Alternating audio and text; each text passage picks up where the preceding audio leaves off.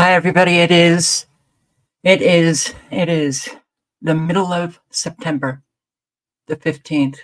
Do you know that we only have like maybe 6 weeks before election time? Watch as everything gets more and more absurd, crazy, the chaos beginning to erupt more and more. This life of ours, wow, it's really turned into something that we need new language. We need new words to describe what we are living here. Geofactor 3, Alicia DeMoss, Crazy Potts, Tony Punch, Angelos, Andrew, Sandra, James, Shauna Howard, Analog Synth Player, hey, Barb in Ohio, Rage Against the Machine.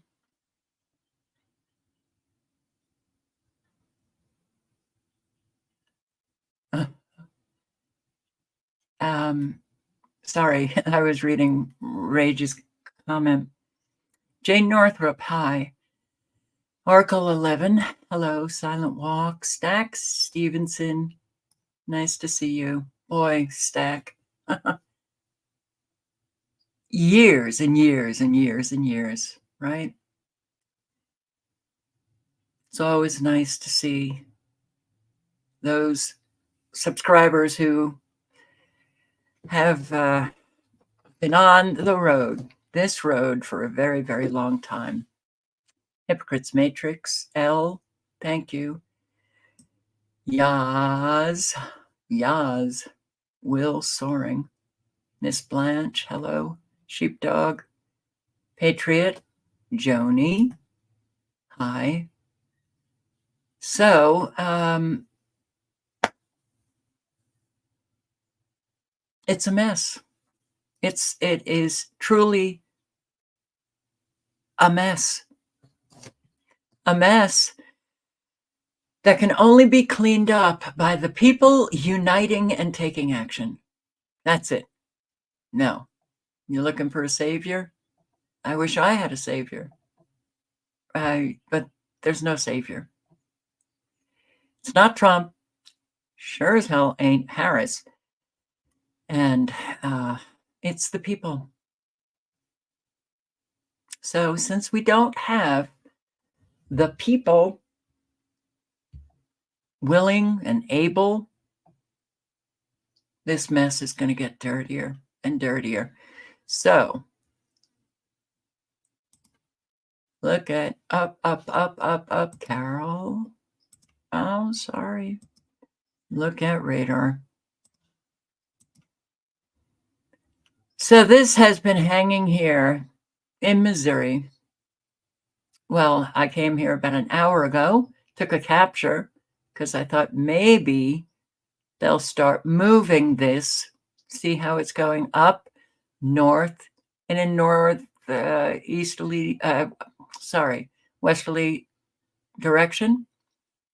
But it's been put on hold in Missouri. We're not bringing this storm any further. That's it. We're going to send in our nanobots to create more precipitation. We'll swing it around down here in Arkansas. We'll send in the nanobots from the Gulf on up into a storm that just is not going anywhere. It's a dead end right here. Look at this in Texas. All right. That does not look good. That looks like the severe thunderstorms, which we know can bring about anything. Look at all of this. It's just Nebraska. That doesn't look good. Wyoming, that doesn't look good. And look, you have these nanobots that are activating and heading in a northeasterly direction in Nevada. You have this coming down this plasma sheet. That's what I believe that we are looking at on radar. But what is happening up here in Northern California? It's just being created and held in place, not moving. The air masses, at times when you're looking at radar, it can make you dizzy. And right on up here,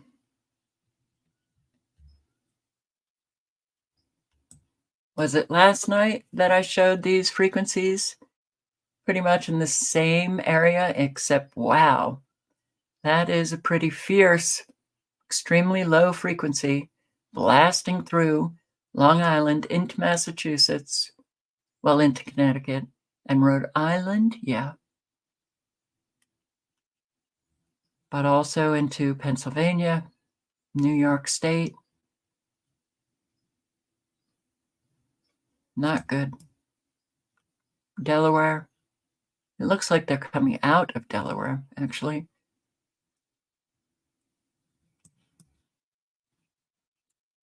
And what is this bulbous? What is this? A weather front? This whole huge ball that is just circling around? None of it, it's all manufactured.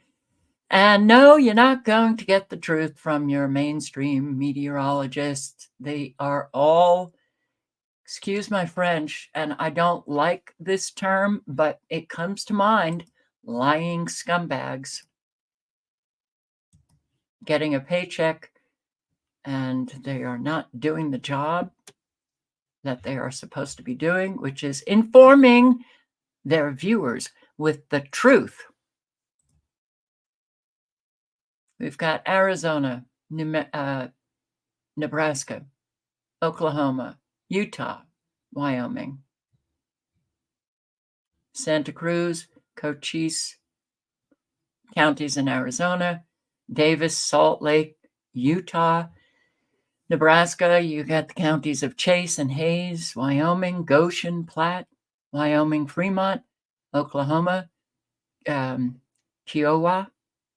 I'm sure I've not pronounced that correctly.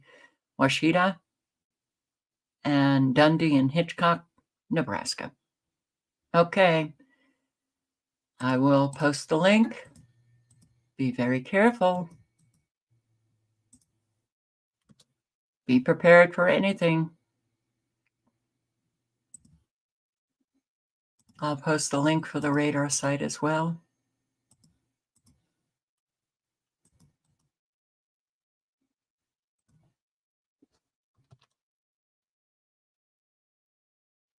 All right, so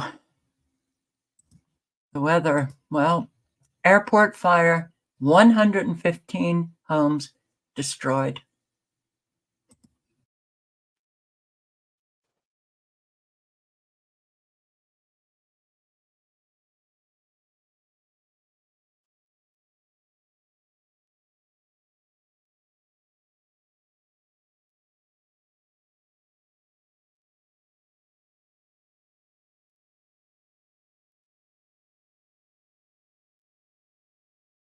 Only 19% contained.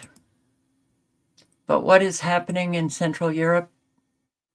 This here in Austria?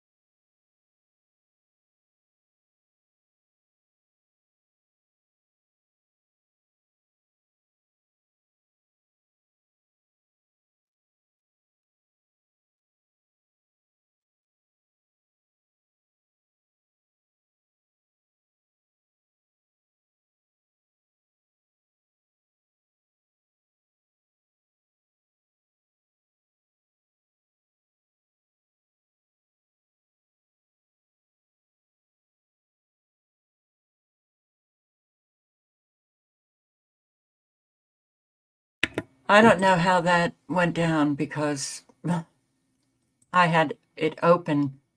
Did you not see anything?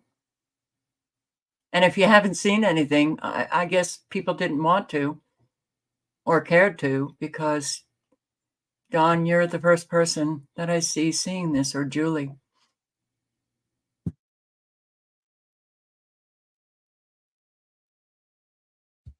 It's radar she's looking at. Who cares what she's looking at? I'm not here for what she's posting.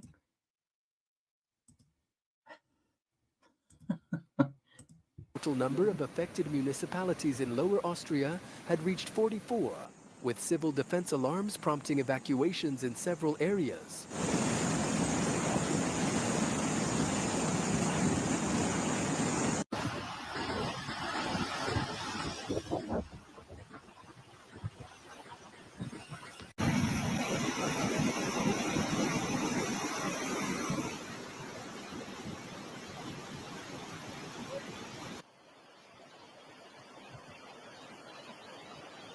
Flooding in Austria continues to worsen, with Lower Austria now declared a disaster zone as heavy rainfall persists. The region, home to around 2 million people and surrounding the capital Vienna, has been particularly hard hit. Authorities have launched nearly 4,500 emergency operations overnight, and some residents have been evacuated after being trapped in their homes.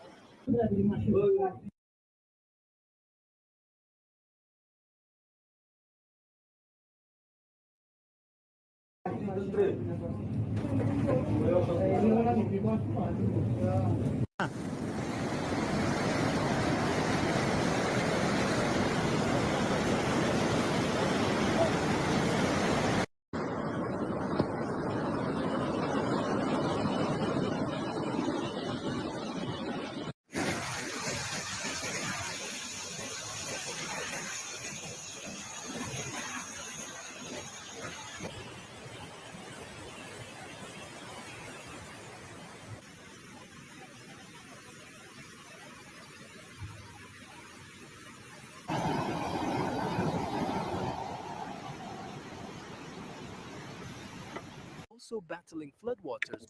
And Austria also got a really bad snowstorm. Where is this? Romania.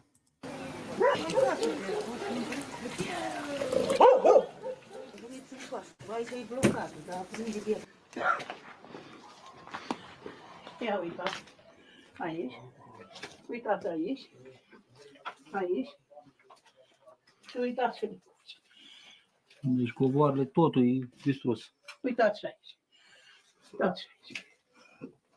Se cunoaște că n-am fost o femeie puturoasă, nu?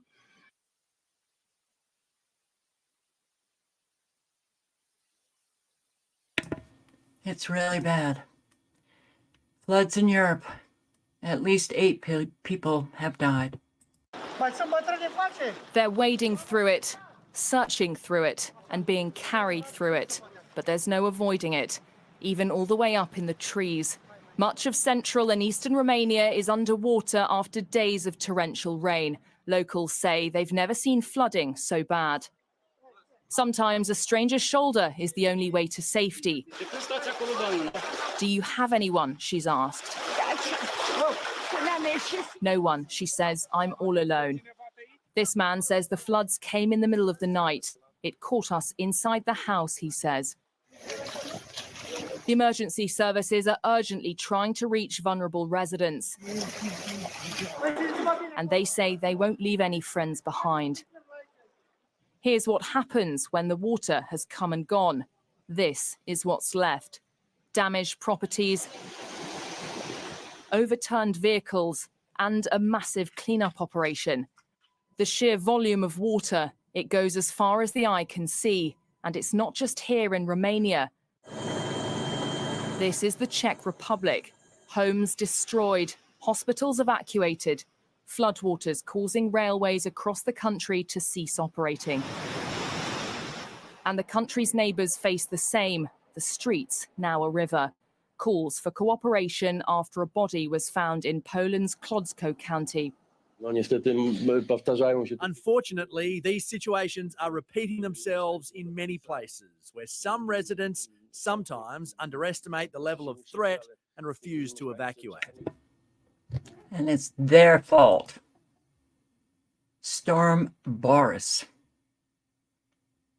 It is so many countries are now at the exact same time dealing with massive flooding. Thousands of homes flooded. The destruction is, the scale of it is pretty intense. Entire villages in eastern Romania submerged. Firefighters carrying people to safety, at times on their backs.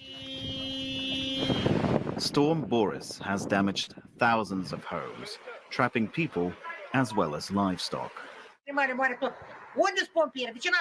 Our animals are dying. Everything is dying. Why aren't we getting more help? More than 50,000 homes in the Czech Republic have been left without power. This excavator is fishing out trees and other debris to prevent more damage to bridges. Residents are saying this is the worst flooding they've seen in decades. I think it's as bad as it was in 1997. Across the border in Poland, Prime Minister Donald Tusk is inspecting preparations for more rainfall. Polish towns in the south are bracing for even higher water levels. Four rivers are dangerous. They cause a major threat. They originate in the Czech Republic.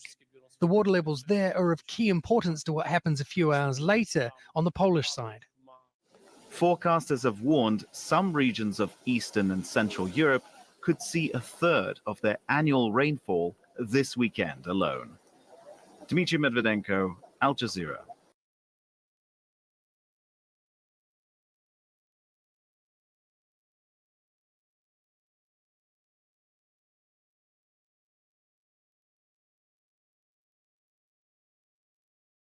It is very bad, and this woman couldn't get in touch with her daughter, so she posted a video on TikTok or something, hoping that her daughter would maybe see this. Hello, darling daughter. I know you're in Munich. I know we've been trying to get hold of you. We've tried Instagram. I've sent you a text. Please let Mum and Dad know that you are okay and it's not flooding. It's a heck of a long flight that you're doing, and we know you're only halfway there. Please, please call home and let Mum and Dad know that you're okay. All right? I hear that there's bad flooding in Slovakia, so call. Okay? Please call us. We love you. Take care. Wow. Poland, Europe. It's gotta wonder, how are people recovering from all of this? Or are they? Conference.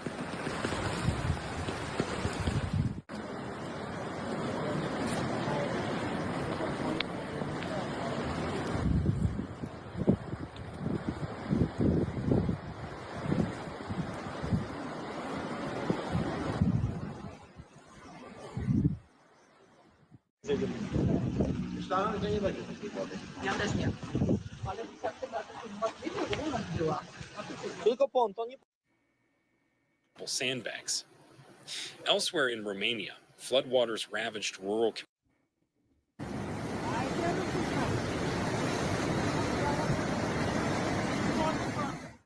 In Galati, where Storm Boris had struck hardest, families were evacuated from their homes by military personnel, many leaving behind all their possessions. Romanian meteorologists forecast further rain, warning of a second wave of floods. A second wave of floods. Okay. Myanmar.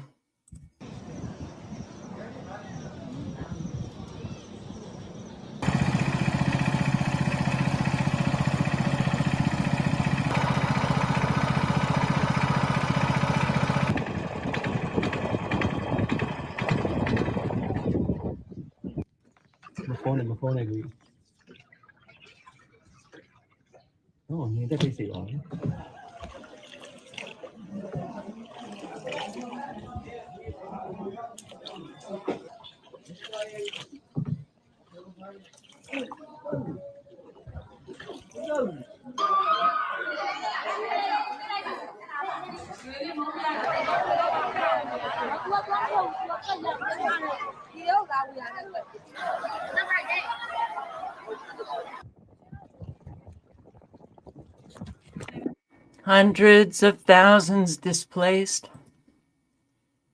And then you have the individuals scattered all over the world having to deal with, the suddenness of displacement for them. Local family looks for a new place to live after their roof. And this is in Florida. Roof caved in yesterday. News4Jax reporter Alicia Hatcher went to their house where the damage has caused the renters to throw away clothes, a mattress, and more. So right here, you can see where the roof caved in. It actually damaged some of the kids' stuff. It damaged the carpet. We've had to put towels down that we paid for just to try to keep the damage to a minimum on the actual floor itself. It's just been one thing after another. That was Pamela Smith showing me the damage to one of the rooms in her home after her roof caved in. It was raining real hard, and all of a sudden you just heard this loud boom, and all of this stuff just fell down and fell down and fell down. This is the outcome after heavy rain moved through the area. Insulation is hanging out of the ceiling where buckets lie underneath to catch the water droplets. How has this been for your family having this happen? It's been very stressful. This is our home. We should feel safe. We should feel comfortable, and we're not. I mean, we've had to move stuff around. There's no space. The kids can't sleep comfortably. We can't sleep comfortably. It's been a very stressful time for everybody. Smith. And I can confirm that, when you have these kinds of things happen, it is incredibly stressful. Colorado Springs homeowners shocked by a $14,000 bill, each one, individual home owners, from their HOA. Homeowners on the north side of Colorado Springs say that they were shocked to get a bill in the mail for over $14,000 from their HOA. The HOA says that it's for new roofs, but some of the homeowners will not be getting them, so they want answers as to why they have to pay the full amount. Our Bree Groves was approached by one of those homeowners who wants to know where all of the money is going. Yeah, tonight the Homeowners Association, or HOA, at Towns at Wolf Ranch plans to address their budget, but they're going to be greeted by a handful of homeowners who are waiting on plans to be in place before they hand over their money. Jessica Jones reached out to me after getting a letter stating that she would need to pay $14,370 as part of a loss assessment related to hail damage. The money would go to the association's insurance deductible. And because these are townhomes with shared walls, homeowners have HO6 insurance policies that typically come into play if repair costs are more than what is covered by the HOA master insurance policy. Here's an example for you. Say a complex is insured for $5 million, but destroyed by a tornado. The cost to repair it is $8 million. Well, that $3 million shortfall would be assessed to the 100 unit owners, so $30,000 each. In this case, the townhome HOA is asking for a loss assessment to cover new roofs. However, Jessica is one of 11 units that will not be getting a roof. Her insurance, even her supplemental insurance, will only cover a portion of the cost, but refuses to cover the full amount without a new roof. My insurance covers up to $25,000 on a loss assessment for when these things come up, and I don't have to come out of pocket with it. Unfortunately, my insurance just saw what they were doing. So they're only covering $10,000, leaving Jessica to pay over $4,000 out of pocket. The HOA is now threatening to send this single mother to collections. Jessica says she's not getting answers. She just wants to know where her money is going. I'm okay with paying my fair share of what is owed. If my fair share is the $10,000 for the insurance deficit coverage, I'm okay paying that, but I'm not okay not paying something that I don't know what I'm getting out of it. I mean, that would be like leaving almost $5,000 cash right here on the street and walking away. Why? Well, in an email sent from one of the board members to Jessica, they state, quote, the funds left from the claim are being used to repay the reserves since the insurance premium came in at an 800% increase. You would not be the only owner that would be paying out of pocket for the remainder. I dug into the Towns at Will Homeowners Association. I know that a lot of people have joined, have moved into these HOAs, and well, I've known people who are really unhappy that they did that, but HOAs took off fast all over the country, and there's an awful lot of HOA boards. They're control freaks. You got to pay up when they demand payment for anything. The fees just keep increasing. But it's yet another way to get people out of their homes. This destruction, it's not just low income. It is not just, people who are, failing to pay their mortgage. I mean, the scale is really pretty intense. The condo owners, not just in Florida, but Florida, wow. Because now there's this new regulation or law that inspectors have to inspect all of these condos, and the repairs that are necessary when the inspection results come back. Who pays for them? The condo owners. And it can be very, very expensive. A lot of people don't have the money to pay. And people are trying to sell their condos, and they're not having any luck. And we have another train crash into an 18-wheeler carrying a military vehicle in South Carolina.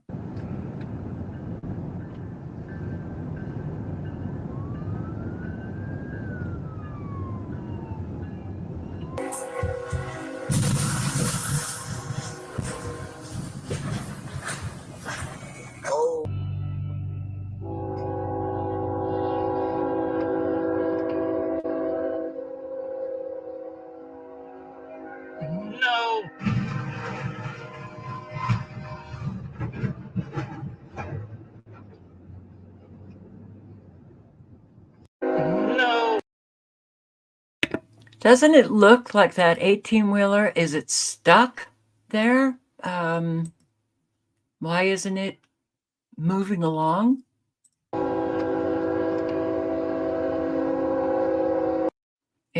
Something is wrong. It just seems to be sitting on the train track. Well, another lovely, lovely mishap. Shall we call them a mishap? Why not? Why not? Okay, so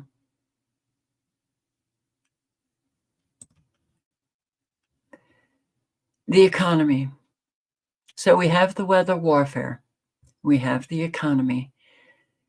And all over the country, especially small businesses, small towns, are going down. And this is Burlington, Vermont.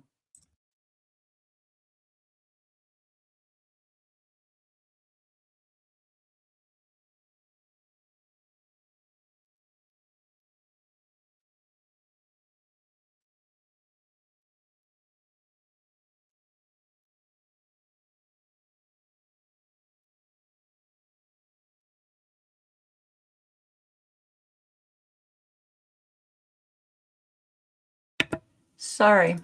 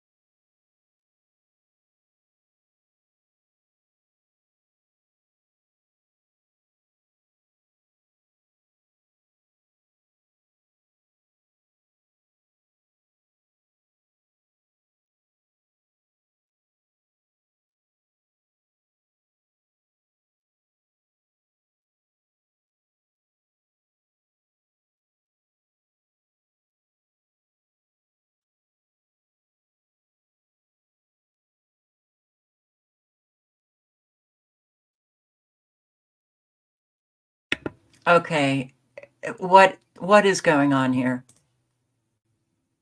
What is going on? I'm off the screen again.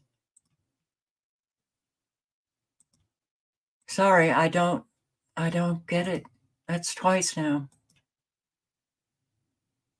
Hide. Okay. Oh, it might be because I clicked off that. I apologize.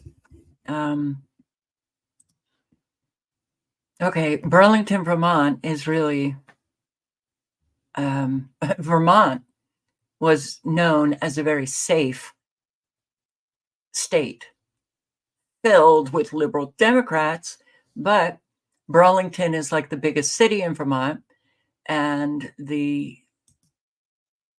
it's more, I think it's more related to the economy than crime and people behaving badly that is keeping people from the main shopping area in Burlington. But the crime and people behaving in bizarre ways doesn't help for sure. But as you might have heard, that business owner very upset, and asking people to come back and shop. Oh, asking the state and local government for help. Good luck. But it's not the same experience anywhere in our country now. She was talking about, people aren't having fun. Well, when you're stressed out, when you have to pay bills, you're not shopping. And for sure, if you are, you're probably stressed. An awful lot of people are just not having fun anymore. Here, West Sacramento, Amazon closure is a major blow for food bank donations, but it's also a major blow for those who were working at the store. Amazon is set to close. Amazon is set to close its grocery fulfillment center in West Sacramento next month. And tonight we're learning about the ripple effects of that closure. That Amazon grocery warehouse would donate more than 1 million pounds of food to the Yellow Food Bank. KTRA 3's Andres Valle shows us the big loss. When you think of 1.6 million pounds of products donated to the food bank, I mean, that's about 10% of our annual distribution. A 10% cut in food supply for the Yolo Food Bank, as Amazon will be closing its grocery warehouse in West Sacramento next month. It's going to be a huge loss to our folks who do pick up food from our Yolo Food Bank, and they're regularly distributed throughout the city. According to Yolo Food Bank, food distributions for those dealing with food insecurity are up in the county, but are specifically higher in West Sacramento. We're seeing about a 50% increase at one of our largest distributions here in West Sacramento. We got a month or so to really, strategically ask for support and go out to our partners and see if there's, something we can do to come together. With an October 31st closure looming, Maria Segoviano says the Yellow Food Bank is now estimating a nearly $3 million hit to their budget. For us, it's really a matter of communicating to our community of supporters that we're going to need to purchase more food, perhaps, and that means, we're going to be in need of making up that gap via private donations, via all kind of support, from the community. And frankly, if the community, each individual in that community, adult individual, would just pick up a couple of extra items when they're shopping, drop it off at the food bank, that can help an enormous amount. Layoffs, 700 workers in Montana. Tonight, a massive blow to Stillwater County's workforce and beyond as the Siboney-Stillwater mine announces the layoff of hundreds of mine workers today at its Nye, Montana mine. Mine owners say the decision is necessary with the continuing plunge of palladium. Well, the mine is calling the layoffs a restructuring, reducing the workforce from 1,700 to roughly 700. Those with the mine say operations at Stillwater West will be placed on care and maintenance for now, while the CEO... If The number of employees are 1,700, and they're restructuring to have 700. That's 1,000 workers, right? Did you hear that? Workforce from 1,700 to roughly 700. Those with the mine say operations at Stillwater West will be placed on care and maintenance for now, while the CEO says the future of Stillwater remains in the balance. Employees learned their jobs were in jeopardy just this morning, leaving countless families concerned about their futures. As a family of 6, it's a huge stressor because, you know, it's not just the 2 of us that we can worry about. We have to worry about taking the kids out of school, re-enrolling them somewhere else, basically starting over again. Financially, it's been rough. A lot of these families that work at the mine are either single income families or they live paycheck to paycheck. And so the uncertainty makes it very difficult. Workers.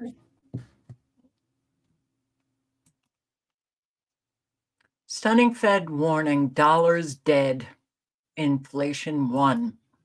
If you want to listen to Lynette, the link is in the chat. Oh boy. Everything is happening fast. I'm going to play this out. This is a must hear and a must circulate. Now,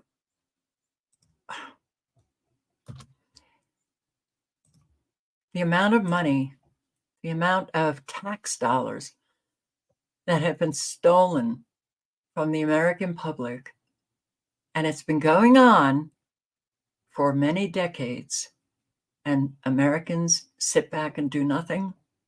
Wow. Okay. So, yeah, we can thank ourselves for this nightmare that we are living. It's very important to push back evil when you see it immediately. Hold people accountable. Don't just accept lie after lie after lie. Care enough, about, of course, your life, but then your community, and then beyond.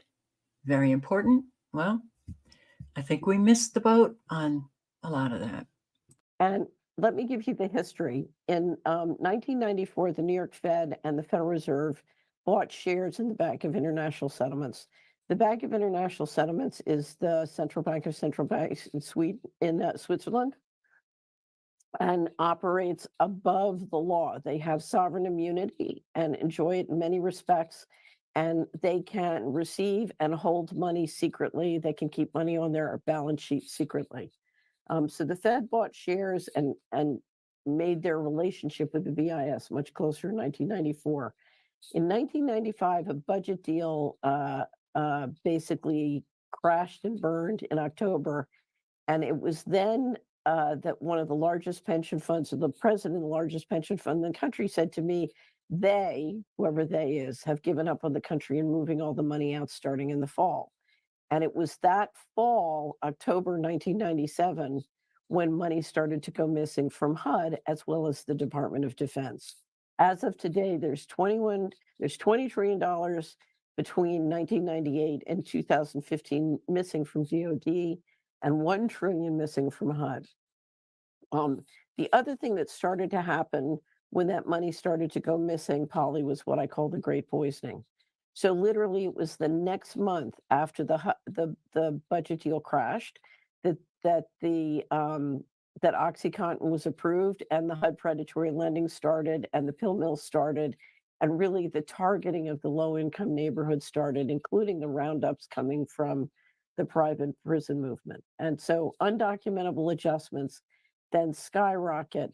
Coming into 9/11, we had been working with a reporter in Washington who was writing story after story about the missing money. And we had a huge spread coming out in Insight magazine, the cover story going to all the congressional and Senate offices, talking about what was then 3.3 trillion missing and demanding accountability. including who were the private corporations and banks running all those payment systems.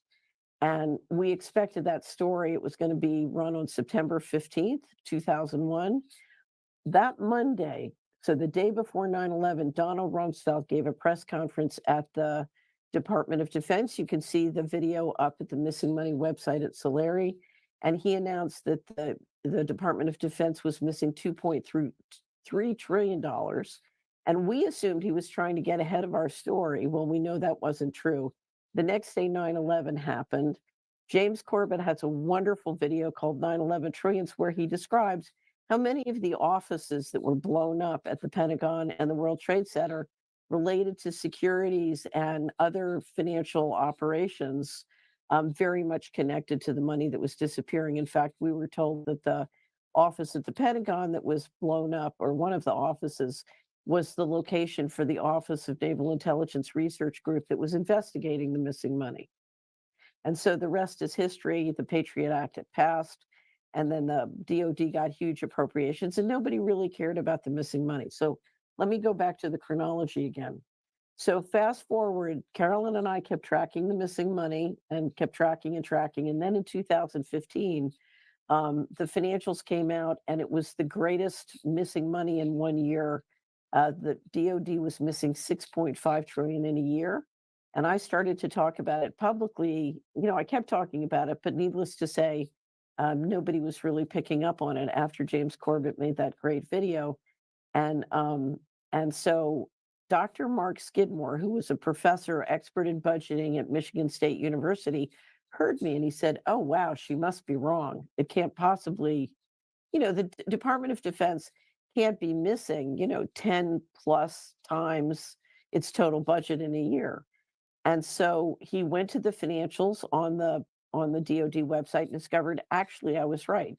There was 6.5 trillion of undocumentable adjustments at the Army and the Department of Defense. And so he called me and he said, "Is there anything I can do to help?" And I said, "Yes, we've never done a complete survey of all the financial statements in all the years from fiscal 1997 to 2015. Would you get some of your students and do a complete survey?" And sure enough, he did. And to his shock and amazement, I had the number up to 12 trillion. He got it to 21 trillion. And interestingly enough, Polly, when he published his big report in 2017, again up at missingmoney.solari.com, what did we discover? We discovered that the amount of money missing from the US Treasury was the same amount as the total debt of the United States. On the books of the United States, when Dr. Skidmore published that report, there's $21 trillion missing from the US government, and there was $21 trillion of outstanding debt. And I'll explain why that's important in a second. A lot of pressure was brought on the Department of Defense to produce audited financial statements. Once again, they refused. And when they refused, remember the Kavanaugh hearings? Do you remember, Polly? Yes. Okay. During the Kavanaugh hearings, the Senate, the House, Republican and Democrats, and the Trump White House got together and issued a policy called Federal Accounting Standards Advisory Board Statement 56. I refer to it in short as FASB 56. We have a great article that describes this in detail. Maybe if you could bring that up, Lou, FASB 56. There we go. You can find that at the Missing Money and in the links for the show. And what FASB 56 says, very short and simple, is basically the government can keep secret books as a matter of administrative policy, thus refusing to obey all the financial management rules and regulations and laws, including the constitutional provisions for disclosure of financial operations. They extended it, along with the classification laws, to private companies and banks doing business with the federal government, which means when you look at the US securities market, the large cap section of the US market, most of the disclosure is meaningless. You have no idea how the money works at many of these companies and the government because they're so intertwined. That was an astonishing event. And in my opinion, Polly, the COVID-19 operation could never have happened without that, because it put the Department of Defense and some of the agencies in a position to essentially access an unlimited amount of secret money. So, You know, somebody once Wow. told me it was a wet dream, secret money for secret operations. And if you look at the money that flowed out, it was interesting. It was, I think, 1 month after FASB 56 passed that suddenly Moderna magically raised $500 million. Quite a coincidence. Can I just comment? Oh, the corruption of U.S. Inc. Corporation. And now, well, millions and millions and millions of Americans are feeling the noose getting tighter and tighter. And yeah, if you're not, you're just lucky. You will eventually. Markets will look ahead, the final countdown into the slaughterhouse. Largest currency devaluation. Yeah. I want to cover this. Let's do it right freaking now. Title: It begins this week. The largest currency devaluation cycle in history. And people, I am not kidding. Here in the United States, mortgage rates have now dropped to a near 2-year low. But how is this even possible? That's my question. I mean, the Fed has yet still not made their highly anticipated rate cut announcement. This is going to happen this been doing. Okay, it should be no surprise to you. That will be coming here on Wednesday. So what I wrote here is no announcement necessary. You see, because you and I pay attention, we're watching the debt market, which is the key to this entire thing. Unannounced, the Fed back in June of this year started a new and expansive quantitative easing cycle, which has not only caused the benchmark 10-year yield to crater, but has also caused the entire yield curve to uninvert. Unannounced yield curve control. People, what you're witnessing here is direct intervention, in this case by the Federal Reserve, to manipulate the debt market, and we haven't seen anything yet. Hold that thought. This unannounced quantitative easing cycle has also caused the US dollar to free fall. People, even the mainstream media has been forced to cover the action here with the dollar. And you know they don't want to talk about this stuff. But when they have to, you know the situation is pretty grave.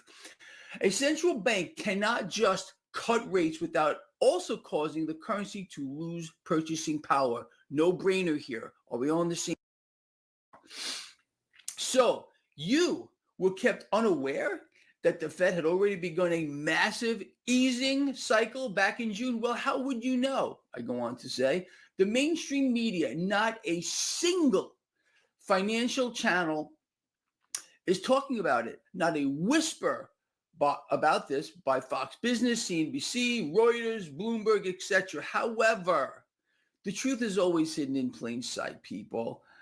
Despite the look here, do not look over there propaganda deception campaign against us. We're being destroyed. We're being led to the slaughter. Quantitative easing, people, in case you don't know, I understand that this stuff sometimes can seem out there, a little hard to understand. It's really very simple. Anyway, look. So quantitative easing is the number one tool which is used by a central bank, any central bank, to artificially suppress rates. And I go on to explain how it works in this paper here. Here's how it works. New money is first created right out of thin air, magically. Poof, here we go. And obviously this new money creation is inflationary, so you're not allowed to know that. No one's going to tell you that. This is why it's being kept quiet by every single propaganda ministry, financial channel. You can't understand the mechanism because they think you're too dumb. And they're hoping to keep you dumb. You understand? So incredible. Then this new money currency, which is created out of thin air, is used to buy debt in mass. This mechanism, in effect, since June, has caused bond yields to fall precipitously, and rates have subsequently dropped. Henceforth, why we're seeing mortgage rates at a near 2-year low. Oh, but they're not cutting rates. You can't make this stuff up. what is about to happen. This Wednesday, the Federal Reserve will officially announce that it is cutting rates, doing so in concert with the European Central Bank, the Swiss National Bank, and the Bank of Canada. In effect, the Fed here is giving itself permission to inflate on a vast scale. Again, their product is debt. Every central bank has but one product, debt. They issue it to the world in as great amounts as they possibly can, because this mechanism makes them stronger and us weaker. Let's move forward here. Understand that the number one way, this is very important, understand that the number one way in which a central bank makes itself stronger and therefore makes us weaker is via their ability to inflate, create, and issue debt. This mechanism not only creates nation slaves to its central bank, but also debt slaves on an individual/personal level. Henceforth, why, people, national debt is skyrocketing at the rate of $1 trillion every 3 months on average here in the United States, in case you weren't aware of that. But also why today individual citizens, people like you, themselves are carrying their heaviest debt loads in history. This mechanism creates more dependency on their system. Sound about right to you? No, I write this. Pause. Why? Not a single question about this mechanism during the presidential debate.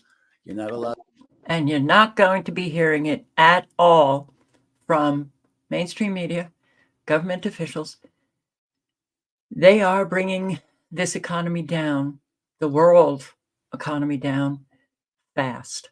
So when you think about all of the different scenarios, you know, the things that they could pull off before the election or after the election, and the false flags needed, you know, to then, you know, whatever it may be, oh, the economy collapses, and so they can point at whatever false flag they're going to bring about. Now a lot of talk is the World War III, the nuclear war. Okay. Yeah, let's just say that where this world just gets darker and darker by the day. But when you think about all of the people, and I'm not sure if let me put the link in. That's to Gregory Mannarino. You can listen to the full video. I stopped at like 7 minutes, but I'm also going to put the link into Catherine Austin Fitz's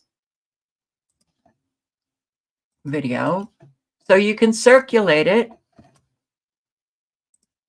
Maybe wake up one or two in your crowd. But look at the number of people who are losing their jobs just in the last couple of days. DHL, 269.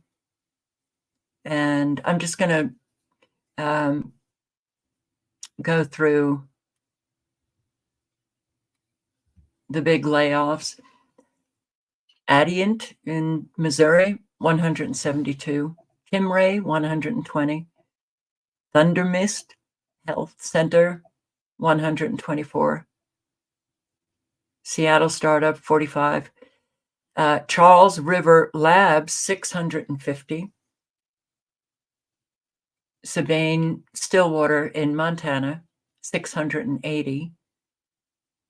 Though that number seems off if it's more like 1,000. Microsoft, 650.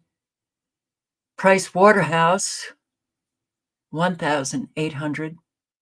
Verizon, 4,800. There's a lot of people being laid off. 59 from University of North Carolina. Got 200 from Pure Mobility. and on and on. Swissport, 213. Just in the last week. And this is not an exclusive list. What are people going to do?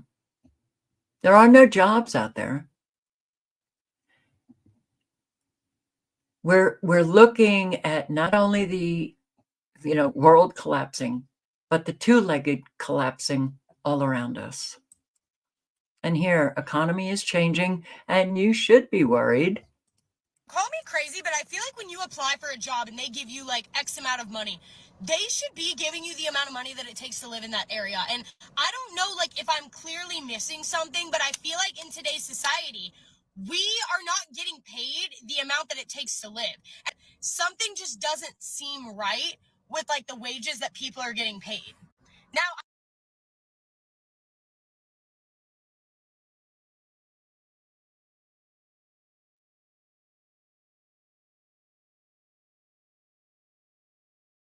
I'm lucky enough to where like social media, I can make like decent money. But speaking from someone who supported themselves off of social media and paychecks alone, I don't understand how people are surviving. For example, the rent in my area is anywhere from $1,500 to $1,700 a month, which like to do the math to comfortably live, you would need like over $4,000 a month, which to my assumption, most people are not making without another job, in money. I had an interview this week that once again made me realize corporate America is so beyond out of touch and just fucked. I asked an interviewer this week, how does your team prioritize diversity both like at the team level and the company level? Her response, I was literally like picking my jaw up off the ground. She starts off by saying, oh, well, we have, some employee resource groups, the bare fucking minimum. And then she goes in to start talking about work-life balance. She says, at our company, it's been a bit of a pain point about work-life balance. You'll hear things like, so-and-so worked the weekends and that's why they got promoted. But me as a manager, I try to put the stop to that. I'm trying to change that culture. What the fuck? First of all, not going to be working at a company that's already telling me right away that you get praised for working way more than you should be. But second, I'm sorry, work-life balance is not in the same category as diversity and inclusion. I can't even really... Diversity and inclusion. Where was... I'm just going to post a link and you can watch. There's so many videos now, so many people coming up with channels that are posting on the loneliness epidemic, the economy and how people are really struggling, the job market. People are sending in like 500 resumes and they never even get a call back. The farce of it all. Here's a woman, this country has migrant problems, yet keeps bringing more. So some of these people do talk about the migrants, but here's this woman. This is in Canada, I believe. Trying to find a job in this like market right now is fucking insane. And it's so hard trying to explain it to someone who's not looking for a job, because they will constantly gaslight you into thinking it is your fault that you cannot find the job. I have 3 jobs right now. 3, so I can stay afloat. So I don't have to try to find a shelter to keep myself in, and possibly one that I fucking work at. Like, it's really ridiculous. I was applying to like almost 30 jobs a day. And I will never forget, I was talking with my dad one day before I got these other 2 jobs, because it took me a while, because it's like you have the qualifications and they want you to have 10 years more of those qualifications, even though you literally would have been a small child that couldn't have even fucking wiped their own ass. I one day decided to show my dad, because I was getting really irritated. I was almost crying. I was like, I can't do this. I'm applying for jobs and I'm not getting anything. And he kind of kept insinuating that like I needed to try harder, and I got upset. I pulled out my phone and I showed him how many jobs I applied to that day. I went through Indeed and I just scrolled. I said, this is today. I'm like, these are the jobs I applied to today, not through the week, not through the past month, for the day. And he goes, oh, I'm sorry. And I'm like, yeah. I work with people who are so fucking qualified to have supervisor positions, management positions, and they're applying for that shit and they're not fucking getting it. I don't understand it. There's a company that I worked for as a third party and they wanted me to work for them, for their company. I applied 2 times. I never got it. Every time I'd go on site, I'd have supervisors, I'd have managers. I swear to God, once I had the fucking director asking me, when are you applying? And I looked at them and I'm like, I'm not applying again for a 3rd time to not get hired. It's ridiculous. You can have all the qualifications. You can have more than expected qualifications, and people just aren't fucking hiring you. You wanna know what's so frustrating? And so what I've been saying is for all of those people who are believing the horseshit about the economy, doing, oh, we're just doing fabulously and the economy is strong and there are jobs out there. For all of those people who are believing that, it is like remarkable that you are.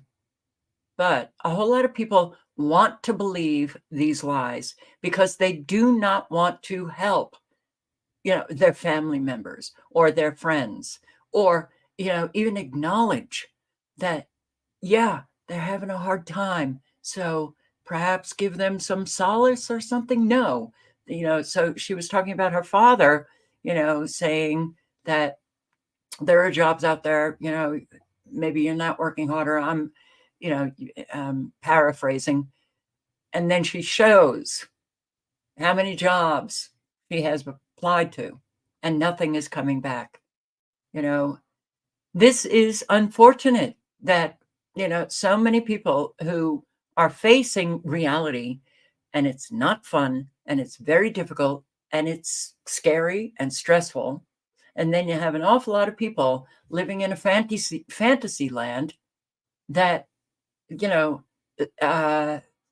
there's a real gap there, missing the boat.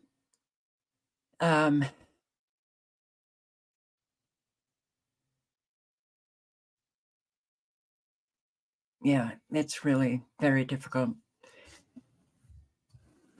When you're going through something and you can't find people to believe you, it's very difficult. And it just makes the stress so much bigger and harder to deal with. So, how do we get people off the lie? All right, people are tired of being broke. If you don't know, I'm a teacher, and I just feel like a lot of us in our 20s can relate on the fact that we can't afford life, and it hits me in spurts on like, oh God, I'm struggling, and it's so hard. And it's so hard to put into words because, yes, like, I guess I can afford rent and all that stuff, but I have to literally hustle every single day and do like multiple jobs and multiple things just to be able to buy groceries. But I'm a teacher, and it really weighs on my mental health because then I'm so busy, and I never get a free moment to myself, and I'm literally freaking out in my car right now, and I feel like I can't catch a break with like finances, and it's like literally weighing on me so heavy right now that I want to like throw up. I have to go grocery shopping right now, and like I can't even afford like the chicken I'm gonna buy, and like I'm gonna pay my credit card, and it's too much, and I don't buy anything for myself really, and now I'm just really feeling heavy. This is way off topic and has nothing to do with anything that I post on here, but is anybody else just struggling, like, financially? Seriously. I was working 2 jobs and still barely making it by. Like, what do you do? Like, I have a boyfriend who also makes a decent amount of money, and we're still, like, barely making it. And we're trying to buy a house this year, and it's like, how are we gonna buy a house if we aren't able to save money because all of our money goes to bills and groceries and the car payment and our rent and the babysitter? Just, what do you do? Does anybody have any advice or anything? Like, am I the only one that's struggling even though I make a decent amount of money? And so does my boyfriend. Like, together we should be able to do things, but we're not. Like, the world we live in sucks. This literally consumes my everyday life. Like, every single day I am stressing about money. how we're going to get more money, how we're going to save more money, how we're going to buy a house if we don't have enough money saved, how we're going to keep paying bills and everything else that comes with life, and expect to like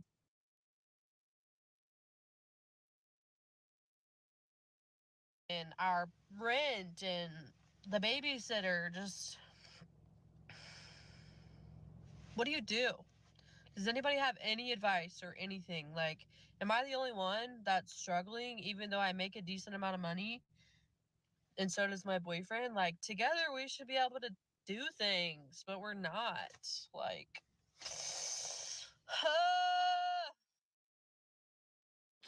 being a single mom, trying not to take away more time away from my child. So I'm doing TikTok and I am trying to do as many lives, but get enough sleep so I'm healthy for my child, but also find a time to work out, find a time for me that's not including any of those things. And I just had to freaking take out a loan to buy groceries. Like, I had to use a firm and pay interest for my bare minimum fucking groceries. She's not the only one.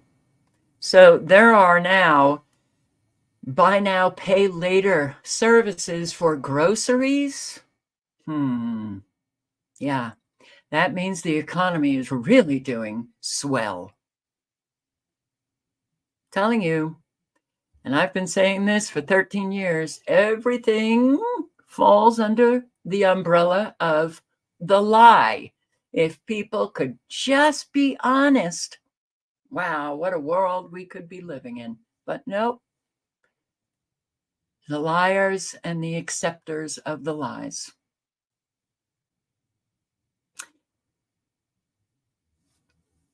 A fabulous life has manifested, right? Okay. Glorious Life on Wheels. And I am going to post a link. I just came across this video today, and very interesting listening to these two women who live in Northern California, I believe, how government helps seniors on one hand and shafts them on the other.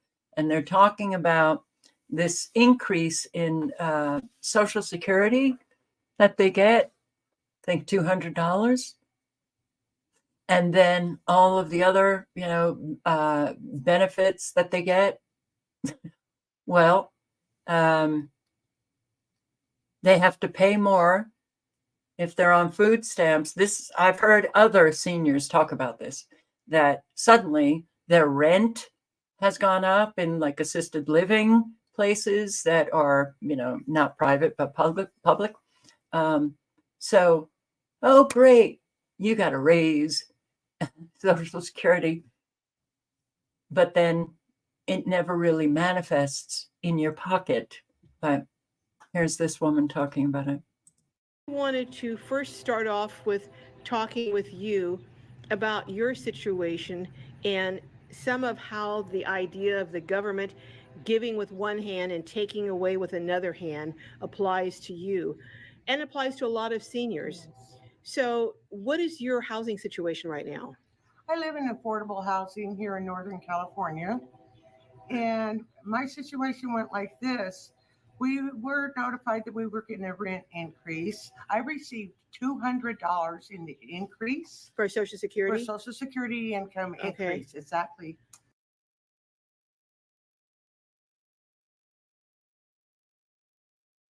You have to buy medical supplies also, and there's a lot of things I need. Have a little bit more in my cabinets, and I work to like what? 90 plus the $30 increase. So basically it just kept trickling on. Everything was more expensive every time I want to pay a bill.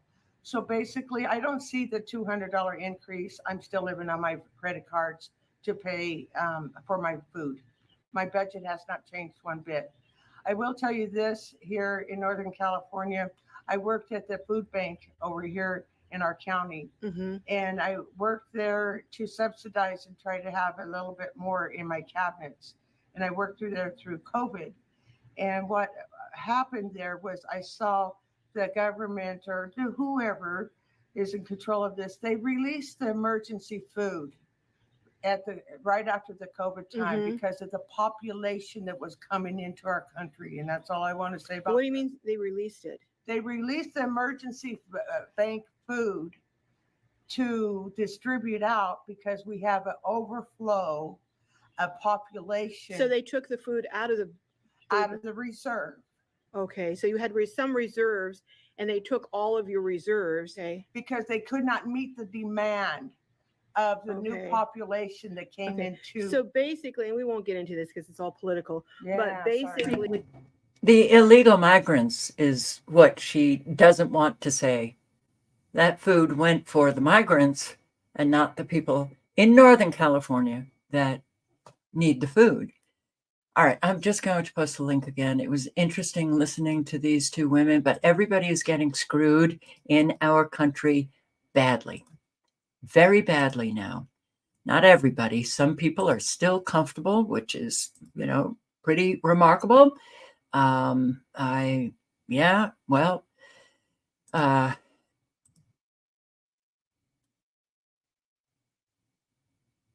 Hope you're grateful. Hope you're grateful for what you have, and hope you do share.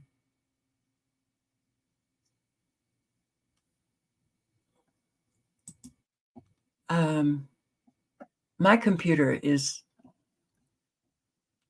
I don't really feel like it's my computer. Like it just keeps doing things that I don't understand really. So, yeah, if you are able to pay your bills and you're still in your own home, you have family, you have people at your back, it's not because you're special. You're just lucky. And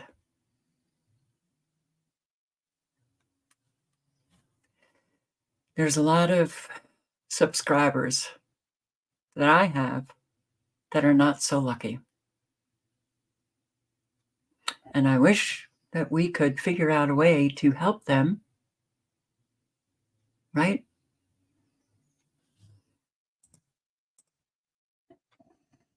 Everything is set for people to fail. That's exactly right. And I just find it very interesting to listen to the ordinary people and what they're going through, listen to their stories. So I know I'm not the only one that feels like this. I feel like life is going by so fast. Like, I don't know. I feel like I didn't even get to blink and it's already about to be 2025. I also feel like everybody's mental health is just plummeting lately. Like, anxiety has been in an all-time high. And honestly, if I notice, our generation, like Gen Z, even the new generation, I forgot what they're called, but we are not social. We are not social people. We lack social skills. I feel like in person, the internet made us like socially awkward in person. I feel like people don't even make eye contact anymore. And I think it's like insecurity, like they're walking and they're like, "Oh my god, I don't want to look at anyone." Probably that person they're looking at too is like, "Oh my god, I don't want to look at anyone," which is just because the society thinks like, okay, like it's weird to socially engage because we've been socially engaging all the time on the internet. When I was little, I remember this. When I was little, me and all the neighborhood kids, we were all outside. We were outside till the streetlights came on. No one does that anymore. Everyone's on FaceTime. Everyone's playing video games, blah, blah, blah, blah, which is fine. But it's like we are not social people anymore. We are forgetting there is a reality when our phone turns off. When our phone is off, when we click our phone off, there's a whole nother reality that we're just not working with. We're just on our phones. I also just feel like I don't know what I'm doing with my life. I'm just always like, I don't know what to do, where to go, what to see, blah, blah, blah. Like, I just don't know what to do. And I have an intense fear of just like missing out on my 20s. Like, that is like my biggest fear right now. I'm grateful for my life, alhamdulillah. Like, really, I am. But it's just like so many things are so weird lately. COVID-19 literally ruined everything for us. Right now, 2024, we're almost 1 year into a war, a genocide that is happening right now. Seems like no one even cares about it. Again, I think mental health is just plummeting right now. Everyone is so sad and all these things.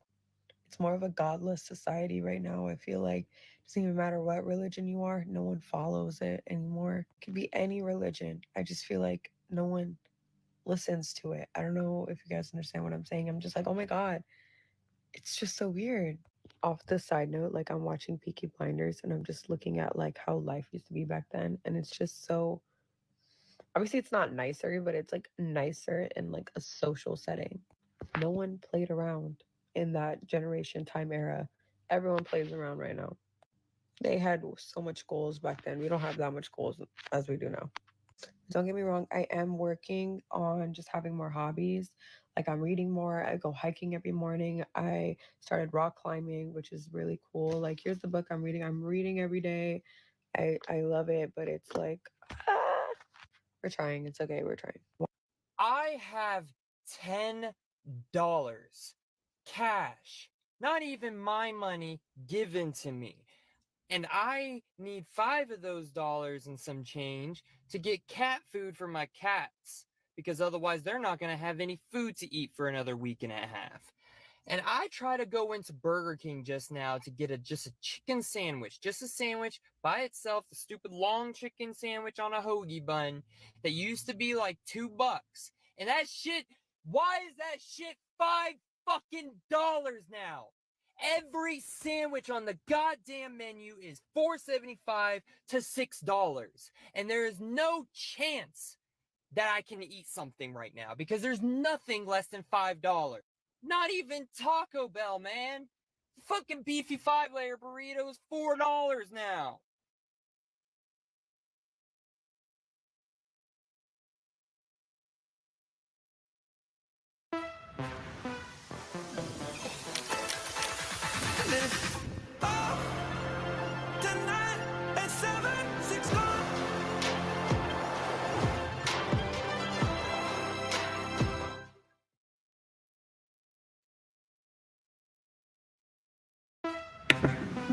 Now we're gonna play it again. YouTube. Have to do it again. Yeah, I'm sick of this. I am so sick of this. Now, if I do that again, how do I get to the actual video? Oh my God. All right. I thought you were doing pretty good showing those ads. I don't have ad blocker. I can't stand this world. I'm so near done. I can't tell you. It's such. After you. Yeah, and I related to what this woman was saying. Hi, can someone tell me what the fuck's going on? Like, what are we doing? After you work your job and you pay your bills and you go to the gym and you eat good and maybe you socialize and you sleep and then you take care of yourself, like what's the end goal? Retirement?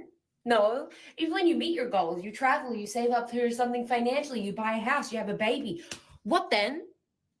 Like, it's really this day in, day out, every fucking day forever? Until what, the big finale is we die? Like what's going on? What are we doing here? Hi, welcome back. What are we doing here? What are we doing here? I had hoped that it would be that we just work on ourselves, we better ourselves so that we can manifest a better world, but that didn't pan out. And every day, I look at what's going on, and I wonder what the hell, what are we doing? And yeah, everything just feels meaningless. It's like, okay,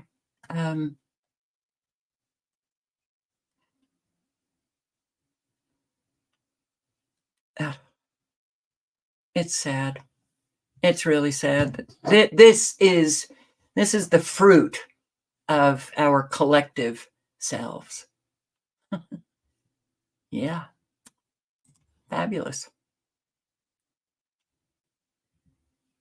All right, I'm not even going to go there tonight, but I am going to go here. Now, just think, okay? When there's no more finances to offer all of these illegal migrants, and of course, Americans just keep, being pushed off the financial cliff. What do you think people are going to do? What do you think people are going to do? I mean, World War III is going to be looking very different than all the other world wars. It's already begun. We certainly know that. But what is happening with these migrants? In fact, it's 6:53. There's a couple of things that I definitely want to cover tonight. But everything that's happening with these migrants, not just in, the US, in Canada, in European countries, the violence that we're seeing, that these migrants are just going after, people on the street, going after the elderly. All of this is just going to get a lot worse. And we know it, right? We know it. So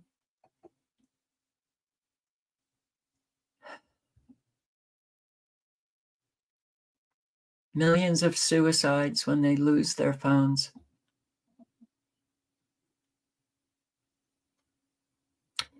We have an awful lot of suicides from people who are experiencing hell, pure hell. So, all right, I am going to play this because a whole lot of people living in rural areas think that, they're safe. No, no one is safe. So I came across this video here. When evil takes over, is rural living safer? No. In some ways, when you think about it, in cities, you have an awful lot of people, but you would also have a lot of people on your side. In rural areas where you're living and the neighbor is like maybe a half mile away, you have to protect your own self. So if people come at you in a rural area, good luck. Are you going to call 911? Of course not, right? But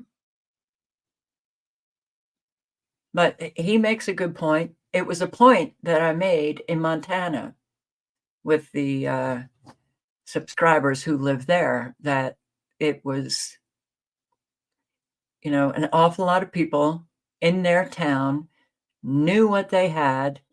They were, I think, known as a very wealthy family. They had gardens up the wazoo. They were prepping. And I was thinking, shit hits the fan. They come up the mountain. Now I think they're my age. So the twins are 65 and the mother is like, I think 93. That's it. You have a couple of men coming up who are armed. And all those years prepping up a storm could be lost in a second. And like I told this gentleman that's got a prepper channel, I'm just going to say his name was Mike. It's not his name, but I'm going to call him Mike. I told Mike, I says, all you'd have to do,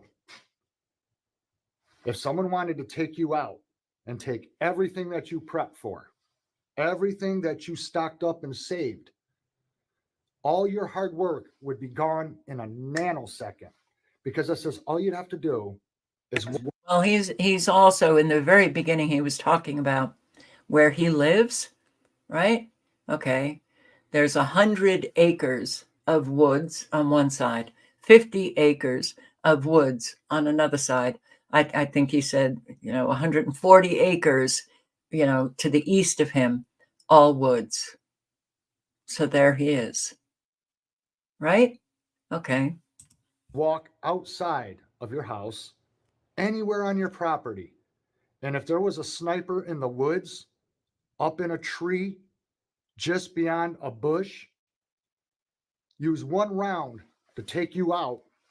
I says, now your kids are on their own. Your place has nobody to defend it, and they can go in and do whatever they wanted to do. And it's no different where I live. It's no different. When you live out in the country, if somebody wanted to sneak into your homestead or get on your property and hide out, the downside of living in the country is that it gives the cover for someone to do just that. Whereas in the city, if you are up on the second, third, fourth floor, or whatever you're living in, you've got a good field of view to see out throughout the city to see if someone is coming around. You have an advantage. It's harder for someone to hide in the city, but out in the country, there is a million places to hide.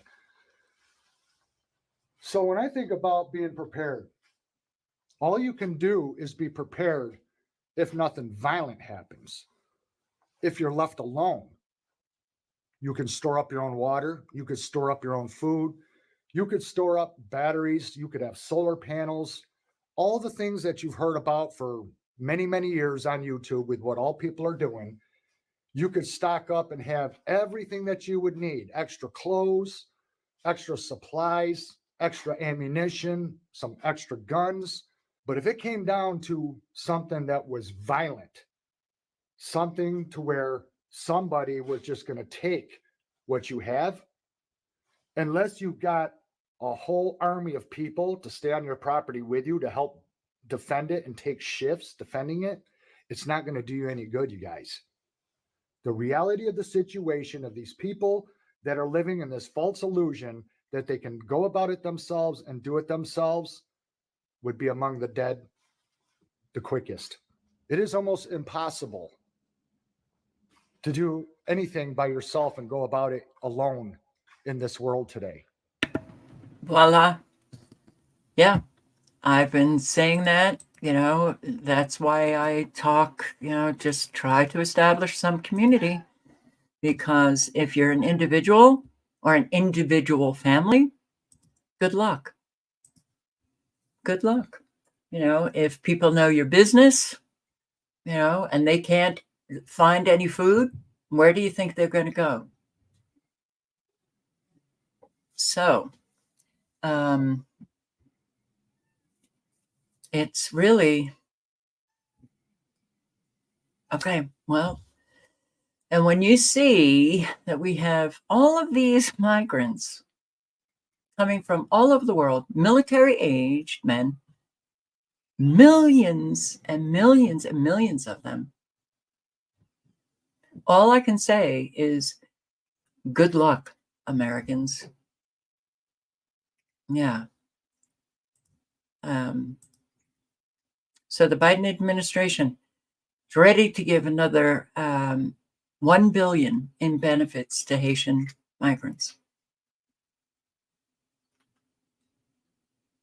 Okay. Yeah. All right. FBI is putting up billboards written in Haitian Creole in Springfield, Ohio, encouraging people to report hate crimes. Report the hate crimes. What are the hate crimes? People who are talking about illegal migrants, who are getting upset about how these, not all of them, but way too many, are behaving in a way in their communities, if you express anything that is not the official narrative, that's a hate crime. You get upset that these Haitians are getting so much money, and you see Americans who are sleeping on the sidewalk, or the vets who are not being taken care of, or so many people having such great difficulty buying food, paying their mortgages, paying their bills. But these illegal migrants get, pretty much everything free. And you voice that you're upset about that, that's a hate crime. But really, in Springfield, Ohio, in Creole, really? Okay. You see how our government is against us? The war has begun. It's only getting more heated. This woman in Springfield, Ohio, breaks down online. Hang on for 1 second, honey. There we go. This here's a resident of Springfield, Ohio. Listen to what she has to say. This shit ain't no joke. It's not funny. I really do not feel fucking safe here, bro. Like, everyone on TikTok, on Facebook, making these jokes to get everything's fucking funny. Like, imagine you being homeless for a whole fucking year for no fucking reason. Like, what the fuck? This shit is not fun. This shit is not cool, bro. They really out here decapitating animals and y'all are making jokes out of it. Imagine if you went outside and you saw your dog's head decapitated on the fucking ground. Like, why are y'all thinking this shit's a joke? It's not a joke. I don't feel comfortable walking anywhere. Like, what the fuck? I should be able to feel safe in my own city. Everybody's fucking homeless out here. Ain't shit but fucking scary ass Haitians just lurking and creeping and shit. Y'all thinking this shit's motherfucking funny? I keep making this shit up. It's not made up, bro. This shit is real life. This shit is really affecting me. Like, what the fuck? So people are making fun of Trump for saying what he said. But I mean, if you think about it, this here is a person in Springfield, Ohio, breaking down in front of your eyes, saying her reality or telling us. I'll post the link. You can listen to the remaining minute. And even even people understanding that it's reality still make jokes about it. People's lives are really, really getting destroyed. Let's make a joke about it. And this was it's a 1-minute compilation of these Haitians who get a license. They don't have to, go in and do the written exam, get a permit, and then, get the test, whatever they do now. They don't have to do it. They just hand them a license, okay? So obviously, a whole lot don't know how to drive. Their insurance, okay? Ohio residents' car insurance is increasing, not because they had a whole lot of accidents or any at all, because there are so many accidents in the area. And a whole lot are caused by the Haitian migrants. What are we doing? What are we doing? So, yeah.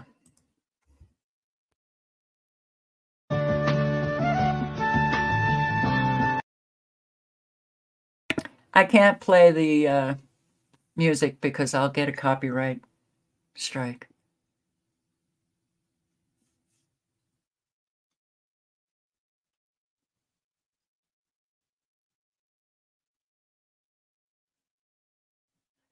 It's just captures of all the accidents that have been taking place. So you could be doing everything right? And Too bad. You have to pay for it. You have to pay. We're going to increase your insurance $100 a month. That's what's happening to a lot of people. So they've been killing people. They've been flying into homes, flying into other cars. And here, no, they don't have diplomatic immunity. They have temporary protective status. And that should not extend to crimes, but we all know. Yeah, we all know. Immunity? Can you believe that? Can you believe diplomatic immunity? Because they were let into the country and they're literally feeding off of taxpayer dollars, and they're getting health care, they're getting all kinds of allowances. So here's the new gig that they're running. Just got sent to me. Seems like they're going to the truck stops in Colorado, and they're demanding from truckers $50 to park there overnight. And if they don't pay, then they will find out in the morning why they should have. So, and one trucker's like, well, why didn't you just call the cops? And well, they called the cops, and supposedly these guys have diplomatic immunity, and there's really nothing that they can do about it. So all you truckers, be aware out there when you go through Colorado and everything. It's bad. It's bad. And you're not going to hear about this on the news, and this will probably get taken down. But you're not going to hear about it on the news, but it's actually happening. So, no, they don't have diplomatic immunity. They have TPS, temporary protective status. And there are cops who are saying because they're in sanctuary cities, they can't do anything to these migrants. All right. A sanctuary city. Oh, because they can't call ICE. Can't they arrest them for the crimes that they are committing? You would think, but that doesn't seem to be happening. We are in such, okay. So now, yeah, and these gangs operate like the mafia, like the mob. Like the mafia would go around to stores in Little Italy in Manhattan, and they would be running, the stores. You pay and we'll protect you. You pay up. So now they're going around to truck stops, demanding $50 from the truckers to park there. All right. Well, you would think the truckers would be able to do something about that. But when the gang's all there and they have their machinery and they're looking pretty scary and there's one trucker, what you gonna do? What you gonna do when they come for you? Here's a woman talking about Springfield, Ohio, and her experience living there.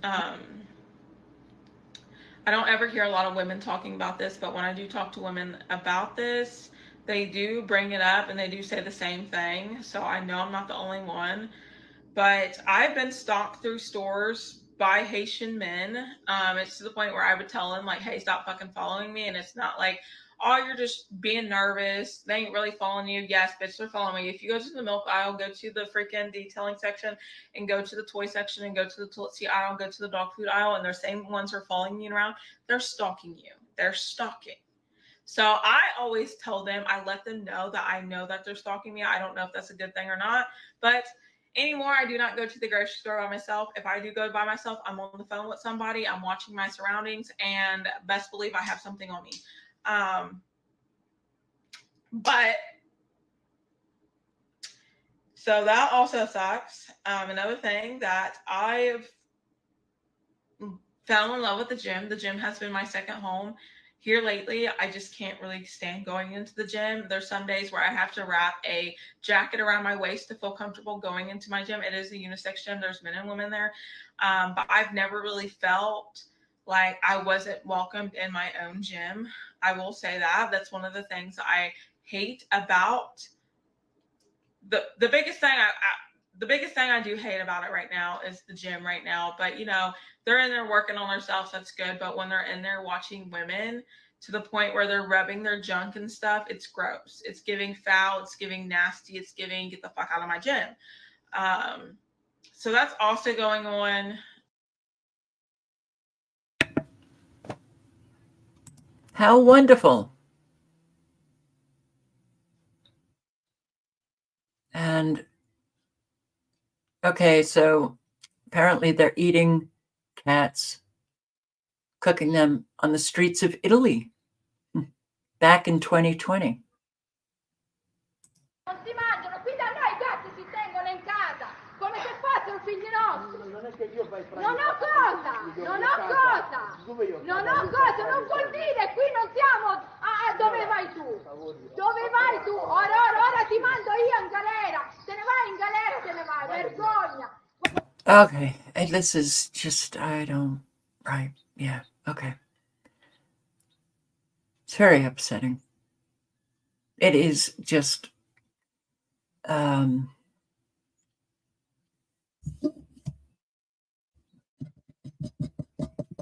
hope you all have friends or in real life, you know, support where you can offload some of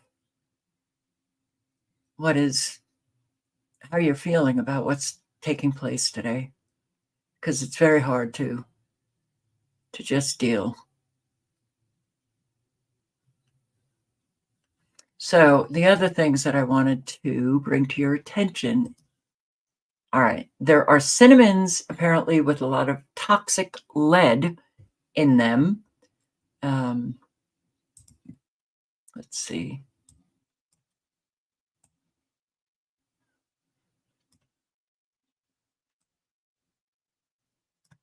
Toys, lead in plastic containers that we store food in. We are hearing about it more and more, and people are really concerned about the consequences that can lead to some serious health problems. Yeah, well, now there are big concerns about something that's probably sitting in your spice rack right now.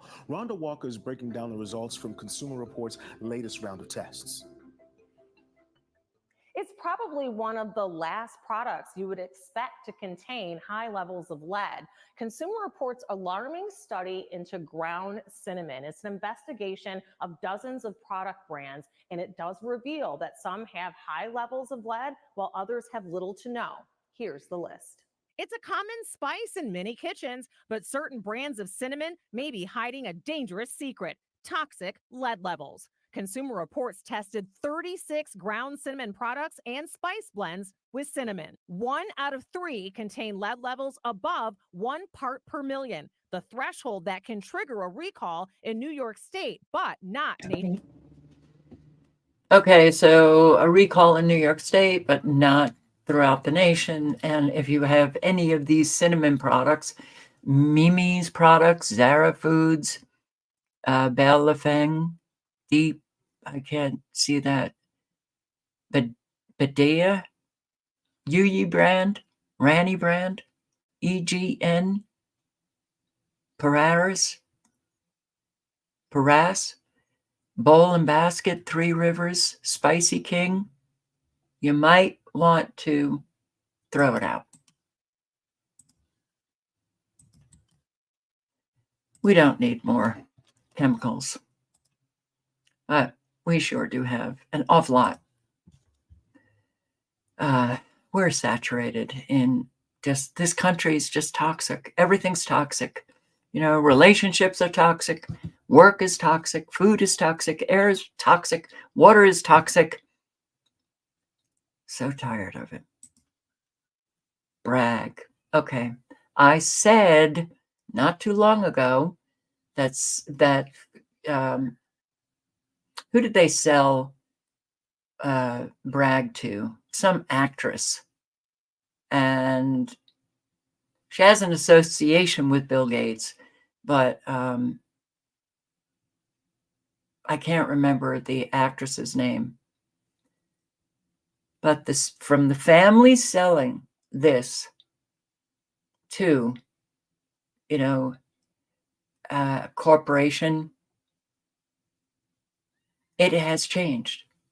It has definitely changed. So this man is getting it out of his store and suggests Cadia organic unfiltered apple cider. Brag. They sell out.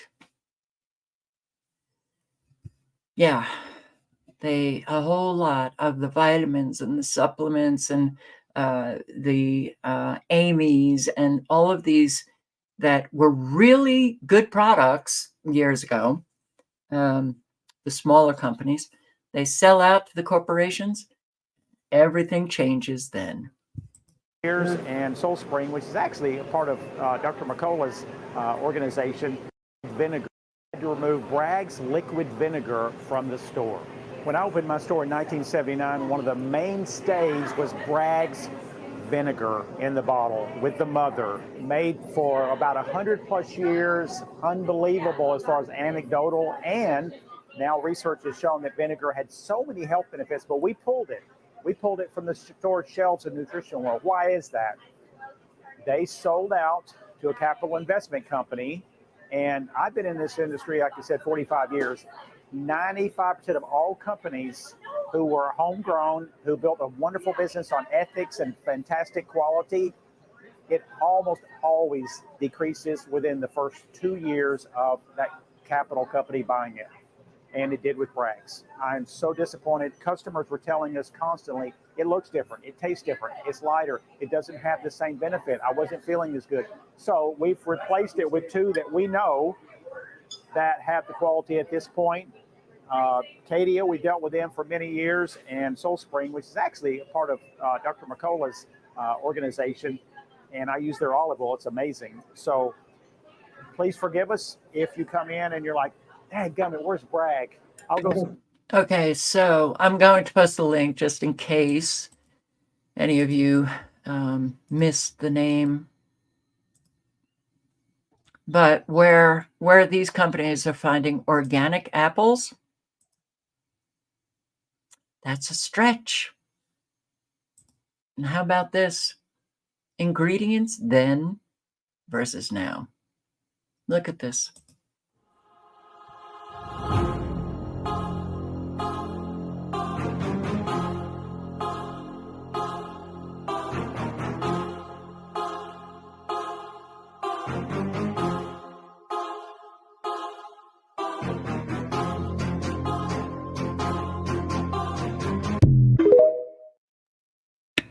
Did you know what you were looking at? The number of ingredients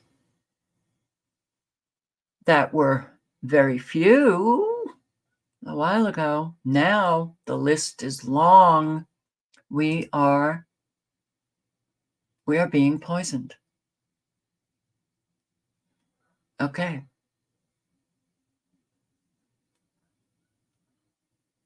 I don't know. I don't like it.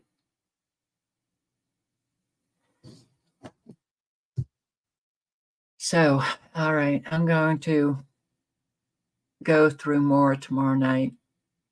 I am very, very sorry. I haven't been. You don't have to read it. You just have to see the list, the ingredients. Look at this. All right, so ice cream, right? And it's the same ice cream, which is Dreyer's. Cream, milk, sugar, vanilla, extract, egg yolks. Optional. Then, now, look at this incredible list of all the crap that they put in the ice cream. Cheerios.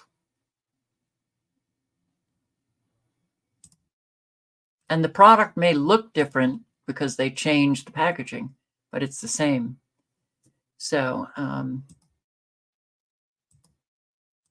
we are being poisoned. People are moving out of our country because we're being poisoned. And yeah, I guess I'll leave you with this. This is what the Russians think of Americans. Asking Russians what stereotypes they know about Americans. Тупые, устроили геноцид против коренного населения. Всегда пьют газировку и едят бургеры. Ну, Техас, ковбои скачут там на лошадях, кто на быках такие. И каньоны. У них большой долг, госдолг. Они любят фастфуд, тот же, что и мы. Картошку фри, бургеры, депрессивные дети.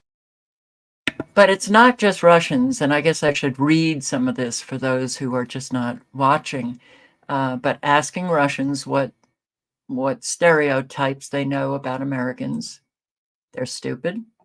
They've committed genocide against the indigenous population. They always drink soda and eat burgers. Well, you know, Texas, cowboys, riding horses, bulls, and whatnot. And cannons. Canyon? Well, okay. They have a huge government debt. They like eating fast food, same stuff as we do, like French fries and burgers.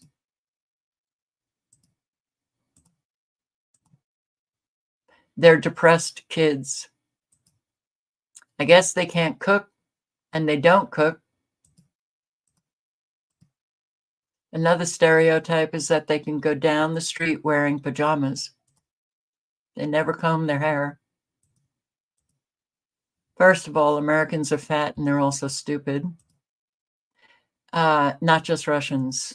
I've seen videos where in Europe and all over, fat and stupid is the number 2.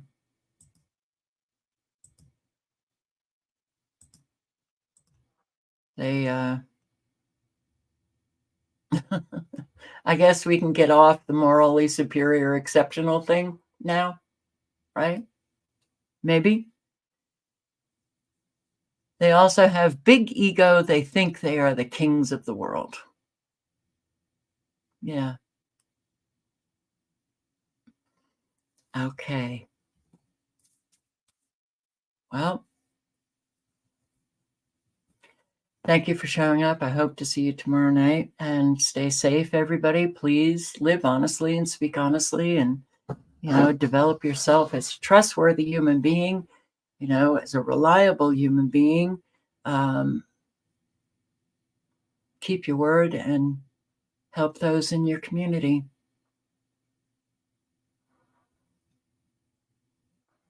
And on that note, I say good night and good luck. Ciao, guys.